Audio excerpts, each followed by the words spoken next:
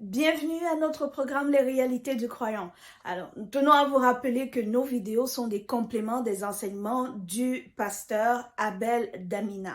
Donc, si vous voulez savoir davantage sur les sujets de conversation ou de discussion que nous avons toutes les semaines, vous pouvez cliquer sur le ou les liens qui s'affichent au bas de cette vidéo. Nous tenons aussi à vous rappeler que notre référence est la Bible, qui est le livre par excellence du croyant. Le titre de cet épisode est « Maintenant que je suis né de nouveau ».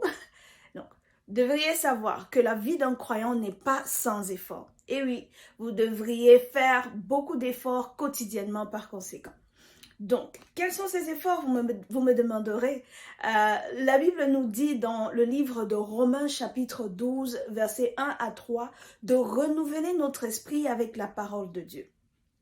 Alors, comme on ne part pas à la chasse sans apprendre à chasser, on ne renouvelle pas sa pensée sans lire la Bible. Nous dirons donc qu'en tant que croyants, nous devons de lire notre Bible tous les jours, car c'est ainsi qu'on obtiendra le succès dans toutes nos entreprises. Il faudra aussi noter que la connaissance influence notre manière de penser, nos actes et nos attitudes vis-à-vis des situations auxquelles nous nous confrontons au quotidien. Alors, quoi de plus mieux de connaître la parole de Dieu? Une autre activité à pratiquer quotidiennement, c'est la prière. Et oui, en tant que croyant, la prière doit être notre style de vie. L'apôtre Paul dit dans le livre de Philippiens au chapitre 4, versets 6 à 7, « Ne vous inquiétez de rien. » D'accord? Ne vous inquiétez de rien, mais en toute chose, faites connaître vos besoins à Dieu par des prières, des supplications, des actions de grâce. Et la paix de Dieu qui surpasse toute intelligence gardera vos cœurs et vos pensées en Jésus-Christ. Nous voyons donc ici que la prière est non seulement le mode de communication avec Dieu, mais aussi que par elle, donc par la prière, nous avons ou nous obtenons la paix du cœur. Donc, c'est très important de le souligner.